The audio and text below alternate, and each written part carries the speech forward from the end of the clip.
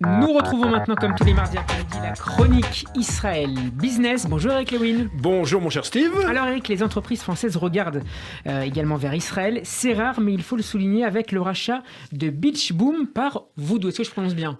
Parfait, vous Merci. avez une prononciation parfaite. Alors nous sommes dans le monde du jeu vidéo mobile. À ma droite, Voodoo, c'est une entreprise française créée en 2013, spécialisée dans les jeux vidéo mobiles, dans ce qu'on appelle les jeux hyper décontractés. Alors ça veut dire quoi ? C'est des jeux où vous jouez par exemple dans le métro, dans le train, dans l'avion, ça dure 1 minute 30 ou 2 minutes.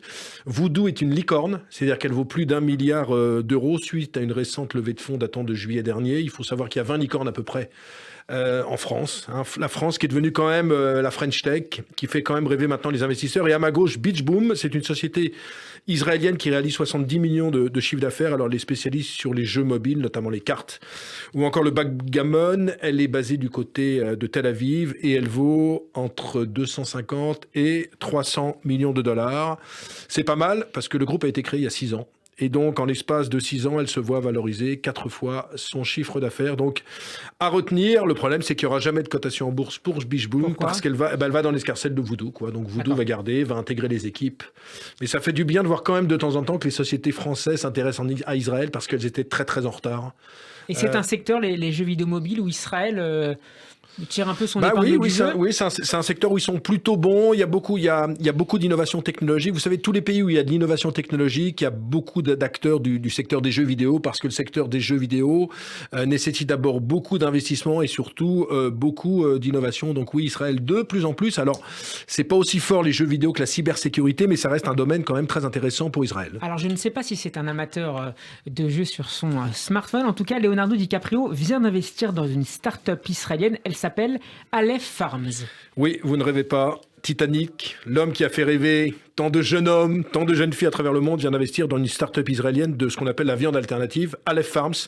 Alors ça veut dire quoi ? C'est un fabricant de culture qui produit des steaks à partir de cellules bovines modifiées.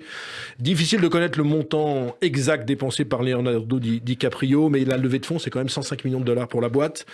Alors DiCaprio, pourquoi il fait ça ? Lui, il est très très sensible au gaspillage, à la sécurité alimentaire, au système alimentaire. Il a soutenu aussi une autre société du secteur qui s'appelle Mozamit. Elle n'est pas israélienne, elle est néerlandaise, également spécialisée dans la viande alternative. Un mot peut-être sur Aleph Farms. Elle a été créée en 2017 avec notamment Shulamit Levenberg. Il est professeur au Technion. Donc cette boîte vient du Technion. Le lancement du produit est prévu en 2022.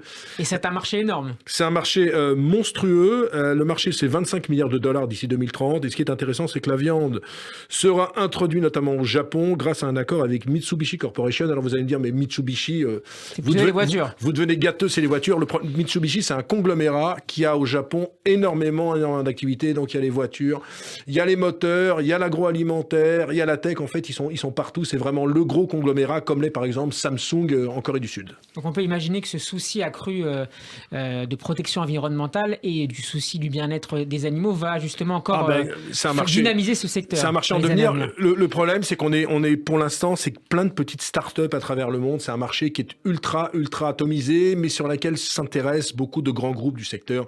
Danone notamment, PepsiCo aux États-Unis commencent à regarder ce secteur qui est très intéressant et avec un effet de levier énorme, avec une envolée vraiment de la demande. Alors, et sans doute maintenant, on va parler d'un nouveau venu sur le marché boursier américain avec la future introduction de Delta Galil Industries. En fait, je me suis trompé dans ma transition avec vous. J'aurais dû dire que le groupe est déjà connu puisqu'il avait été coté en 2008, jusqu'en 2008 aux États-Unis. Et il avait décidé de sortir de la bourse en 2008 parce que les résultats n'étaient pas au rendez-vous. Alors, la boîte, c'est quoi ? Elle a été créée en 1975. Elle est basée du côté de Césarée. C'est un groupe de textile. Alors, ils cherchent une opération financière qui pourrait valoriser la société sur une valeur de 2 milliards de dollars. Pour ceux qui ne connaissent pas ce groupe, il y en a beaucoup. Comme moi. Comme vous, il faut se souvenir qu'en 2018, la société israélienne avait déboursé plus de 100 millions d'euros pour acheter Eminence, le spécialiste des sous-vêtements, société française. Un mot peut-être encore de Delta Galil Industries, c'est une belle boîte. Au premier semestre, revenu en hausse de 40% à 872 millions d'euros et surtout 872 millions de dollars, pardon, et surtout un bénéfice de 40 millions de dollars. Vous savez que le secteur textile est un secteur ultra compliqué. Il y a beaucoup de pertes, il y a beaucoup d'acteurs qui sont quasiment en dépôt de bilan. Cette boîte se porte plutôt très bien. Et puis en bourse. Comment est-ce qu'elle se distingue justement pour aller si bien ?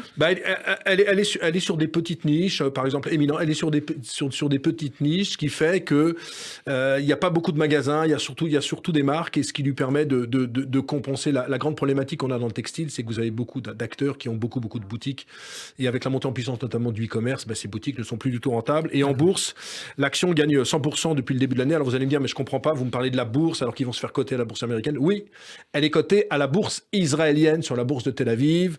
Et c'est un tremplin pour la bourse américaine. C'est un tremplin. C'est exactement un tremplin. Le marché israélien est un petit marché quand même, avec peu d'acteurs, avec peu d'investisseurs internationaux. Donc quand vous êtes une boîte un peu importante, franchement, vous sautez très vite le pas. Vous pouvez aller en Australie, on en a déjà parlé il y a quelques semaines, et vous allez surtout aux États-Unis. On va terminer, Eric, avec un chiffre 17,5 milliards de dollars.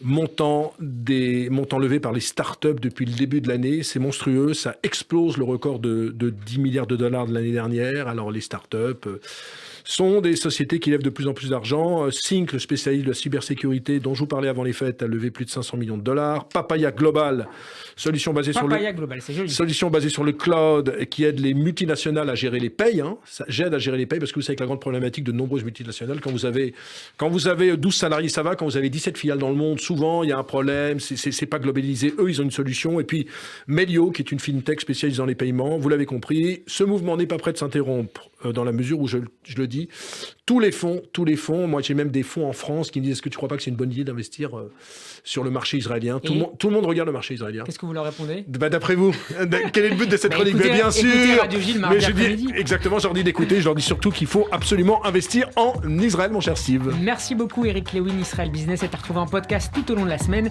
sur notre application Gratuitam. Mardi prochain, Eric. Salut Steve.